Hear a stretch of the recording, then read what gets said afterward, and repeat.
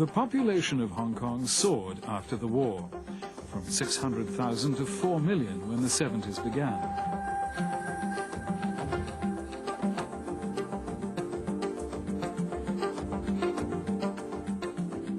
With land becoming a scarcity, property development prospered, and Lee duly changed from being an industrialist to being a developer.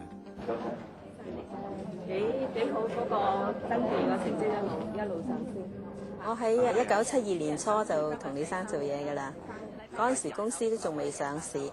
我覺得李生係一個好有遠見同埋好有目標嘅一個人。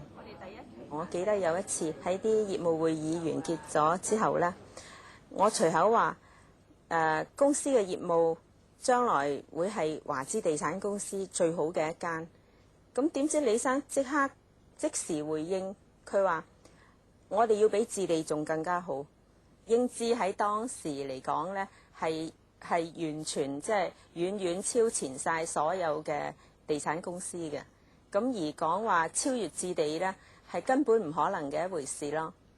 咁但係我都喺77年，我哋擊敗咗置地，攞到嗰個地鐵上蓋發展權，即係中環個地鐵上蓋發展權嘅時候，我就覺得李生係將唔可能嘅事都可以實現到咯。The stock market was very bullish in 1972, and Lee seized the opportunity to have his company listed with a view towards expansion. 本人謹代表董事會同仁歡迎各位出席本屆股東周年大會。本人當喺70年代一開始嘅時候，我實力比較好嘅，開始注意外資控制嘅機構，感覺到佢哋用好少嘅股份嚟控制一個好大嘅資產。假設我能夠收購到呢啲公司呢，我除咗攞佢資產之外，裏邊有一部分好嘅人才，亦都有用，亦都對於我將來假設我去發展跨國公司嗰個念頭呢，亦都有幫助。當時你已經係諗住已經係咁。呢當我上市嘅時候呢，如果我冇一個理想呢，我唔會做到咁。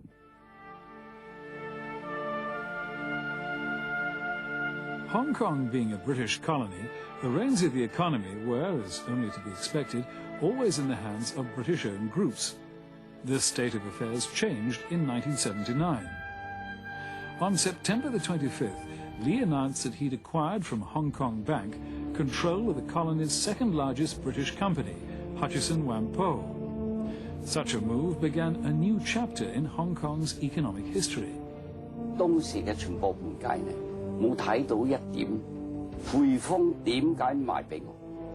個最大嘅原因呢，就邊個人能夠買咗呢啲股票去管理、去領導呢間公司呢，可以更加好。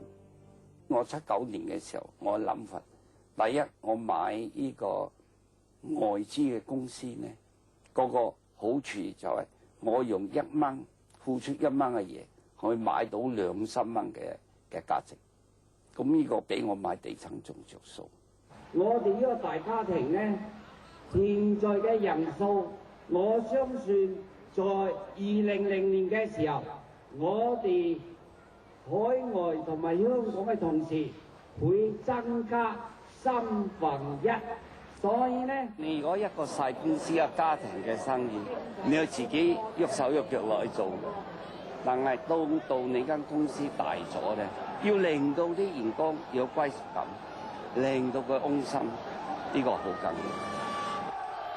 要。所有啲幹部啊，同我嘅關係非常好，好開心啊！你知道就係最簡單嘅知人善用，但你原則上咧，一定要令到佢有一個歸屬感，佢喜歡你先。